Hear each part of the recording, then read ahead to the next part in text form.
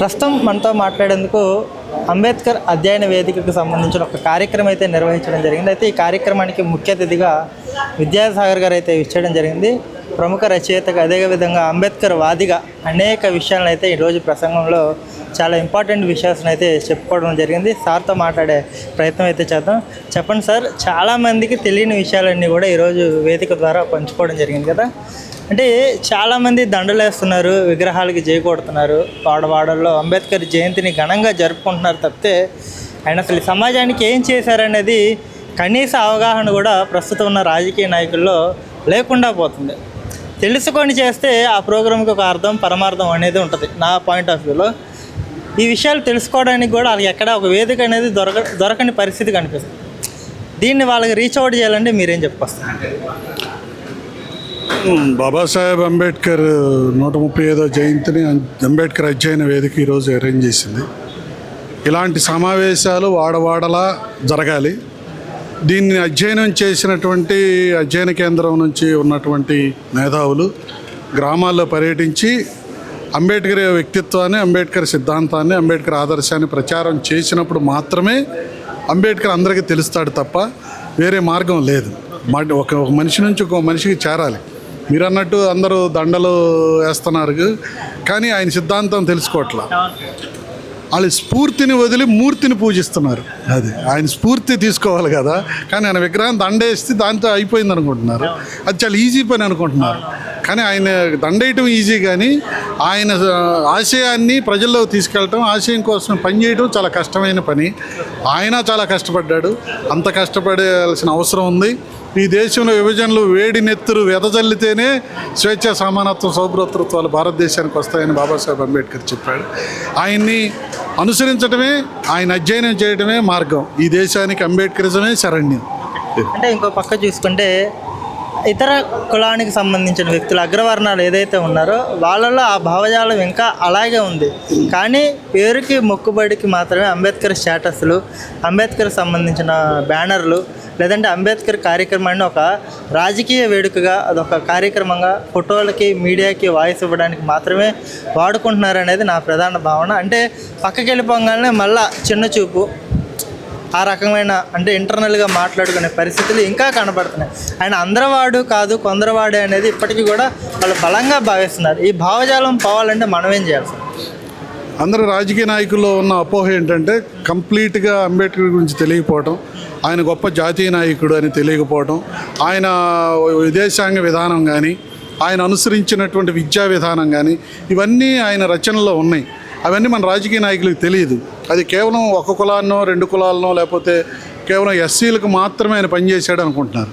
భారతదేశానికి ఆయన చేసిన సేవలు చాలామంది రాజకీయ నాయకులు కూడా తెలియక ఆయన్ని ఏదో మొక్కుబడిగా, ఆయన్ని కనుక పొగిడితేనో, ఆయన విగ్రహాన్ని దండేస్తే ఎస్సీలు ఓట్లు వస్తాయి అనే ఒక మూఢనమ్మకంతో ఉంటున్నారు తప్ప నిజంగా అంబేద్కర్ని అధ్యయనం చేస్తే ఆ అధ్యయనం చేసిన వాళ్ళు గర్వించదగినటువంటి వ్యక్తిత్వం అంబేద్కర్కి ఉంటుంది. అంటే విజయవాడలో చాలా పెద్ద ఎత్తున పీడబ్ల్యూడీ గ్రౌండ్స్లో అంబేద్కర్ స్మృతి వనాన్ని గత ప్రభుత్వం నిర్మించింది.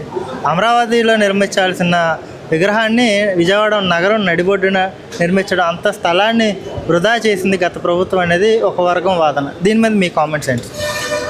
అంబేద్కర్ అంటే ఏంటనంటే ఎవరు అంబేద్కర్ వాళ్ళకుంటాడు. ఏ పార్టీకి సంబంధించిన అంబేద్కర్ ఉంటాడు. తెలుగుదేశం అంబేద్కర్ ఏమో అక్కడ అమరావతికి వెళ్ళి ఉన్నాడు, వైసీపీ అంబేద్కర్ ఏమో ఇక్కడ స్వరాజ్ మైదానాల్లో ఉన్నాడు. అది ఆయన రాజకీయాలకు వాడుకోవటం తప్ప నిజంగా అంత డబ్బు కనుక అంత సగం స్థలంలో పెట్టి, పెద్ద లైబ్రరీ పెట్టి, ఇట్లాంటి హాల్ పెట్టి ప్రతి నెల సెమినార్లు పెట్టినట్టయితే అంబేద్కర్ బాగా ప్రచారం అయ్యేవాడు కదా. ఇట్లా అంబేద్కర్ని చూస్తే ఒక గర్వకారణంగా ఉంటుంది. కానీ ఆయన ఆశయాలు ఎట్లా తెలుస్తాయి? ఆయన పుస్తకాల అధ్యయనం ద్వారానో, ఆయన పేరు మీద జరిగే సెమినార్ల ద్వారానో, ఇదిగో ఇప్పుడు అధ్యయన కేంద్రం వాళ్ళు చేసినటువంటి కార్యక్రమాల వల్ల తెలుస్తుంది కదా. అది ఆయన రాజకీయాలకు వాడుకుంటున్నారు. ఆయన బతికిలేడని వాళ్ళ ధైర్యం, బతికుంటూ వాడుకోగలిగేవాళ్ళు కాదు కదా. ఆ ధైర్యాన్ని వాళ్ళ వమ్ము చేయాల్సిన అవసరం అంబేద్కర్ వారసుల మీద ఉంటుంది. అంబేద్కర్ వారసులు అంటే కేవలం ఎస్సీలని కాదు, భారతదేశాన్ని ప్రేమించే వాళ్ళందరూ కూడా అంబేద్కర్ వారసులు. ఎందుకంటే ఆయన భారతదేశాన్ని ప్రేమించాడు కాబట్టి. అంటే భారతదేశాన్ని చాలామంది ఇప్పుడు జిన్నా నా సపరేట్ దేశం కావాలన్నాడు. అంబేద్కర్ పోరాడాడే కానీ సపరేట్ దేశం కోసం ఏనాడు ఆయన అడగలేదుగా. ఆయన సపరేట్ సెటిల్మెంట్స్ కావాలన్నాడు. 80 ప్రాంతాలను గుర్తించి 80 ప్రాంతాల్లో సపరేట్ సెటిల్మెంట్స్ ఉండాలి, అక్కడ అంటరానితనం ఉండకూడదు, అక్కడ వాళ్ళందరూ ప్రయోజకులుగా శాసనకర్తలుగా తయారవ్వాలని కోరుకున్నాడు. ఆయన సపరేట్ ఎలక్టరేట్స్ కోసం ఎంత పోరాడాడు, సపరేట్ సెటిల్మెంట్స్ కోసం అంత పోరాడాడు. అంబేద్కర్ అధ్యయన కమిటీ మీద మీ కామెంట్స్ అంటే దీన్ని ఇంత ఉధృతంగా బాధ్యత తీసుకొని అరవింద్ గారు చేపట్టడం అంటే ఈ మున్ముందు ఎలా ఉండబోతుంది, దీన్ని ఎలా ముందుకు తీసుకెళ్ళబోతున్నారు, అధ్యయన కమిటీ గురించి చెప్పాలంటే మీరేం చెప్తారు? అధ్యయన కేంద్రం కొన్న విశాల దృష్టి ఏంటంటే, నేను నా బ్యాక్గ్రౌండ్ తెలిసి కూడా వాళ్ళు నన్ను పిలిచారు. వాళ్ళకి కావాల్సింది ఏంటి, ఎవరో ఒక అతిథి అయితే ఒక గొప్ప సెలబ్రిటీనో ఎవరినో పిలుచుకోవచ్చు, జబర్దస్త్ టీం తెచ్చిన ఎంతకంటే ఎక్కువ మంది జనం వస్తారు. వీళ్ళు ఆశించింది ఏంటంటే అంబేద్కర్ గురించి అందరికీ ప్రచారం చేయాలంటే అంబేద్కర్ని అధ్యయనం చేసిన ఒక మేధావి కావాలి అని తెచ్చి నన్ను ఇక్కడ పిలిపించుకున్నారు. అందులో వాళ్ళ స్వార్థం ఏమీ లేదు. అంబేద్కర్ అధ్యయన కేంద్రం పేరు పెట్టుకున్నందుకు వాళ్ళు వ్యక్తిగతంగా ప్రచారం అవ్వటం కోసం కాకుండా అంబేద్కర్ సిద్ధాంతం ప్రచారం అవ్వాలని కోరుకున్నారే, అదే వాళ్ళ గొప్పతనం. మీ పాయింట్ ఆఫ్ వ్యూ మీరేం చెప్తారు ఈరోజు ప్రోగ్రామ్ గురించి? ప్రోగ్రాం చాలా చక్కగా జరిగిందండి. అంబేద్కర్ అధ్యయన వేదిక ద్వారా ఈ ప్రోగ్రాం చేయాలి అని సంకల్పించినప్పుడు ప్రధాన వక్తగా ఎవరిని పిలవాలి అని ఒక చర్చ జరిగినప్పుడు విద్యాసాగర్ అనే పేరు ప్రస్తావించారు. వారెవరో ఆ రోజు తెలీదు. వారి గురించి ఆ రోజు చెప్పారు, విన్నాము. ఈరోజు మధ్యాహ్నం వారిని చూశాము. ఇప్పుడు వారి ప్రసంగం విన్న తర్వాత ఇప్పుడు ఒక సూచన చేశారు వారు. అంబేద్కర్ అధ్యయన వేదిక ద్వారా అంబేద్కర్ గారి గొప్పతనాన్ని గురించి అందరి వాడు అన్న అంశాన్ని గ్రామానికి వాడకు తీసుకెళ్లాల్సిన అవసరం ఉంది అని చెప్పారు.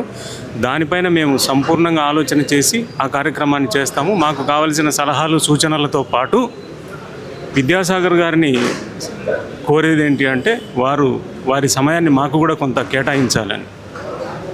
Thank you.